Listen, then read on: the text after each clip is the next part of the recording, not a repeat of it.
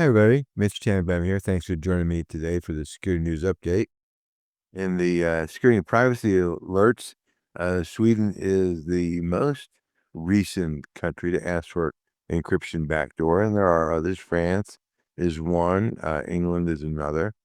So it looks like, if you want to do encryption, you're going to have to do it yourself. That's really going to be the only way you can do encryption and not have a backdoor in it. And even though the countries have this mythical dream that the backdoor will only be available to the good guys, the reality is that's not going to happen.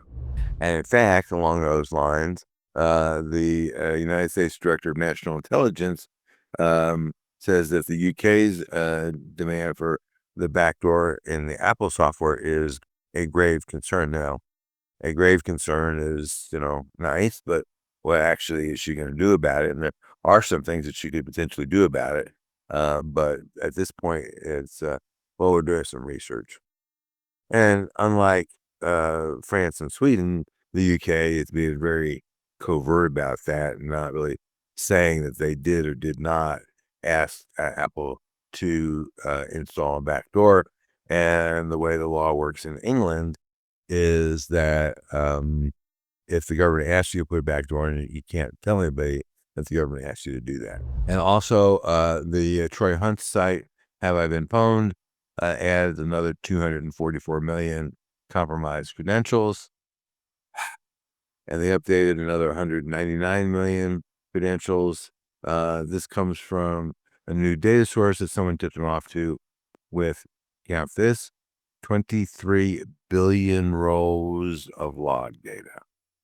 So, a lot of stuff. France is also asking for a backdoor. So that's kind of, the nature of the universe there. In the CMMC world, we have a number of items there, but one in particular, the question is, and it comes up fairly regularly, well, we use the XYZ software package. Is that okay to use with CMMC? The answer is it depends. We've created a questionnaire to go ask the vendors. So if that's something you're wrestling with, please reach out to us and we'll work with you. In the software department, Google now lets you delete results. It's moderately convoluted, but it works apparently. So if that's something that's interested to you, then we have a link in the newsletter. This administration, which was scheduled to be crypto friendly, and maybe it is, so it depends on crypto friendly to whom. But in one sense, this is a big duh. What they're saying is, if you buy a meme coin like the dollar Trump coin or dollar Melania coin, you should expect to lose all your money, and the government is not going to protect you from yourself. If you're betting the rent money on that, that's not really bright. If you're betting your Starbucks money on it, well, then, maybe you won't go to Starbucks as much. But, basically what they're saying is literally, they said this literally, if you are buying that, you should be buying it for entertainment purposes or because you support whatever the cause is that's behind the meme coin, not because you expect to make any money off of it. And as a result, the SEC says they don't need to be registered and buyers are not protected by securities laws. So as long as you understand that going in, then I don't have any problem with you investing in those kind of things. But if you are doing it because you think you're going to get your money back or you're going to make money, I think that's another story. The Pentagon is going to sort of fast track the NSA Cyber Command 2.0 decision that came out in the ending days of the Biden administration. They didn't implement it, but they said put together a plan. And now the new Secretary of Defense is saying come up with a plan quicker. So it sounds like they're moving ahead. They're separating Cyber Command from the NSA because remember, one is offensive cyber, trying to go beat up the bad guys or the people that they perceive to be the bad guys. And the other is defensive, trying to protect the good guys. So when they have what's called a dual-headed commander, one person who is in charge of both, Well, which master does he go after? It's hard. So I think separating them, I think that's a good idea. Um, the first lawsuit under Washington's My Health, My Data Act is targeting Amazon. The law protects user-sensitive data, such as geolocation and health and some other stuff. Uh, the proposed class action lawsuit comes out of Amazon's toolkit, which is used by many, many thousands of third-party apps, and they're saying that toolkit collects data that it should not.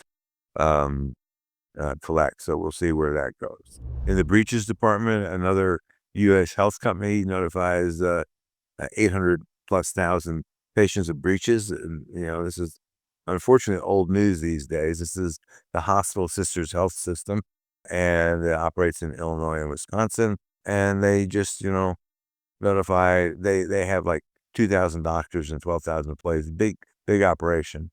But they notified over 750,000 people. Recently, Community Health Center alerted over 1 million people. United Health, of course, alerted close to 200 million. So, we'll see whether this administration does anything to, help this. But clearly, there's some work to be done. The DisiGlobal, and this has nothing to do with the Defense Information Systems Agency. This is a private company that does background checks and drug screenings for the Fortune 500.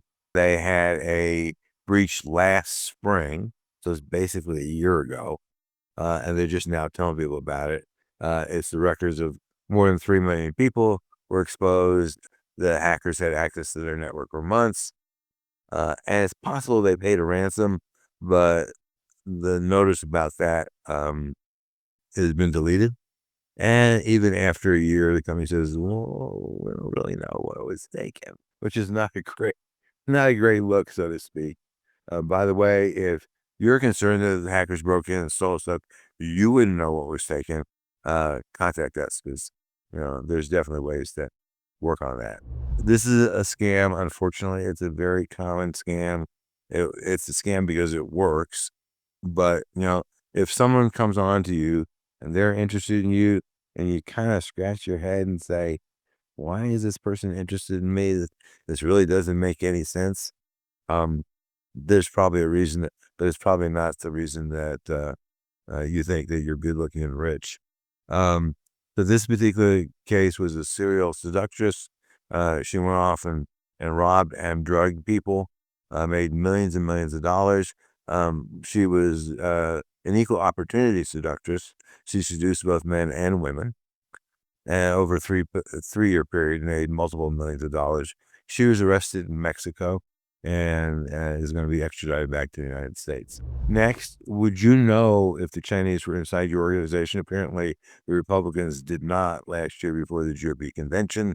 Microsoft did let them know. They kept it quiet for months. Now someone's publishing a book, so it's coming out. But they only found out because Microsoft told them. And so the question is, would you know if the hackers are inside your network? This means they're tippy-toeing lightly, right? Because if they make really hard footprints, you'd find them.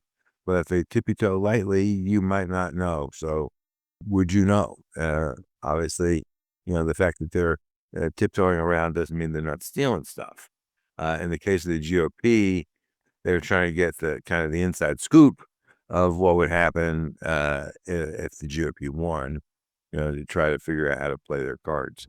EU has implemented something they call a gatekeeper rule. It's a regulation that only applies to the biggest of the bigs. That's like Meta and Twitter and Amazon and Google, people like that, right? And Silicon Valley is not terribly happy about being singled out. EU doesn't seem to care, but it is designed to level the playing field. Apple being one of the companies is not very happy because they've had to open the walls of their walled garden. And some small companies one small company in the story increased their sales by 15 times, 1,500%, not 150%, but 1,500%. So, it's working, even though the biggies don't like it. And the reality is it's probably not going to have a significant effect on the biggies, because even if you're the small company and sales go up by 1,500%, that's a blip on the radar around the year to Amazon or Apple or whatever. And in this week's News Bites, the screens, somebody had a warped sense of humor. The screens at HUD were set to display in this repeating loop a video Donald Trump sucking Elon Musk's toes. So it was apparently suitable for work, more or less. And they couldn't figure out how to stop it, so they just unplugged all the TVs. And researchers did this test. They spent $13 to place content in Twitter using AI. It's a disinformation campaign. And the theory was, would this cause people who are exposed to these so-called news items, would cause them to be willing to close down their bank accounts? And it looks like a fairly decent return on investment.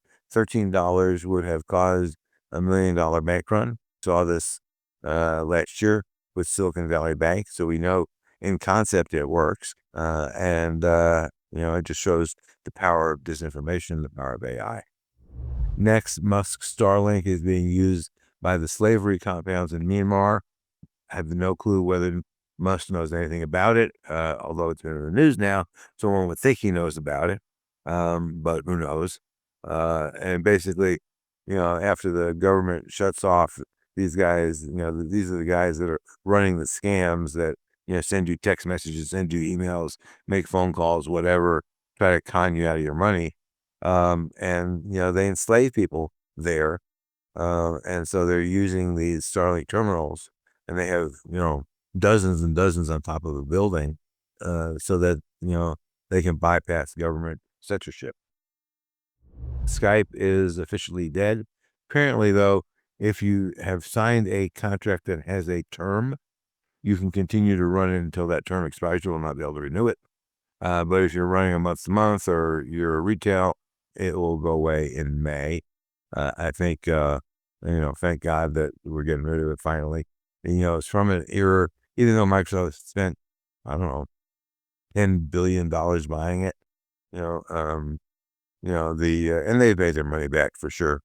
It was from a time before the internet, before cell phones and stuff, and it really doesn't serve much of a purpose. And people are discovering, possibly the hard way, that AI-generated child pornography is still child pornography, and it is still illegal, even if it is AI-generated. So that's probably a good thing, in my opinion, that the law is, siding with reality, at least what I would consider reality. We'll see how well it gets enforced, but it is illegal.